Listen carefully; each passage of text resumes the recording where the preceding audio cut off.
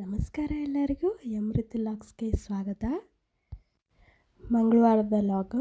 ಮಂಗಳವಾರ ಅಂಗಾರಕ ಸಂಕಷ್ಟ ಇರೋದ್ರಿಂದ ನಾನು ಕೂಡ ಸಂಕಷ್ಟ ಚತುರ್ಥಿಯನ್ನು ಆಚರಣೆ ಮಾಡ್ತೀನಿ. ಹೀಗಾಗಿ ನಾನು ಸಾಯಂಕಾಲ ಪೂಜೆ ಆದ ನಂತರ ಊಟವನ್ನು ಮಾಡ್ತೀನಿ. ಪೂಜೆ ಆಗೋವರೆಗೂ ಸಾಬುದಾನಿ ಹಣ್ಣುಗಳನ್ನು ತಗೋತಿರ್ತೀನಿ. ಹೀಗಾಗಿ ಮನೆಯವರಿಗೆ ನಾನು ಡೈರೆಕ್ಟ್ ಅಡುಗೆನೇ ಮಾಡಿದ್ದೀನಿ. ಅವರಿಗೆ ಬೆಳಗ್ಗೆ ಟಿಫಿನ್ ಅಂತ ಬೇರೆ ಏನೂ ಮಾಡಿಲ್ಲ. ಬೆಳಗ್ಗೆ ಟಿಫಿನಿಗೆ ಚಪಾತಿ ಮಾಡಿದ್ದೆ. ನೆಕ್ಸ್ಟ್ ಪಲ್ಯಕ್ಕೆ ಬದನೆಕಾಯಿ ಮತ್ತು ಬಟಾಟೆಯನ್ನು ಮಿಕ್ಸ್ ಮಾಡಿ ಪಲ್ಯವನ್ನು ರೆಡಿ ಮಾಡಿದ್ದೆ.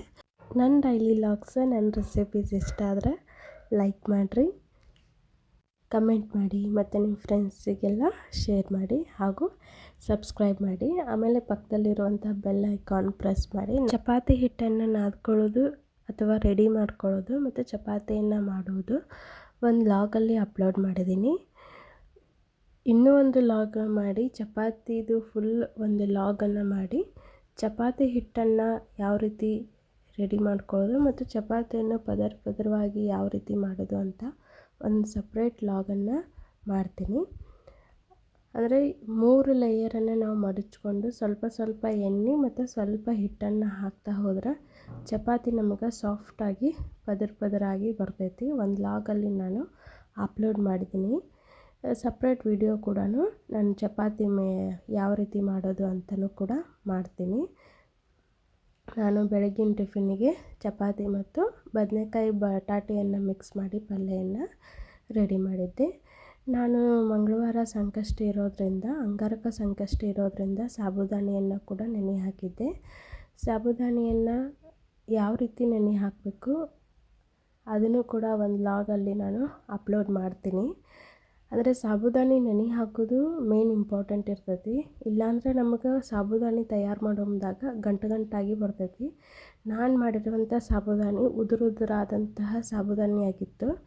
ಈ ಸಾಬುದಾನಿ ರೆಸಿಪಿ ಯಾವ ರೀತಿ ಮಾಡೋದು ಅಂತ ನೆಕ್ಸ್ಟ್ ವಿಡಿಯೋದಲ್ಲಿ ನಾನು ಅಪ್ಲೋಡ್ ಮಾಡ್ತೀನಿ.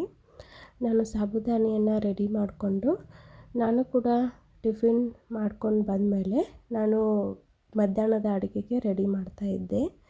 ಮಧ್ಯಾಹ್ನದ ಅಡುಗೆಗೆ ಒಂದು ಒಲೆ ಮೇಲೆ ರೈಸಿಗಿಟ್ಟಿದ್ದೆ, ಇನ್ನೊಂದು ಒಲೆ ಮೇಲೆ ಸಾಂಬಾರು ರೆಡಿ ಮಾಡಿಕೊಂಡೆ.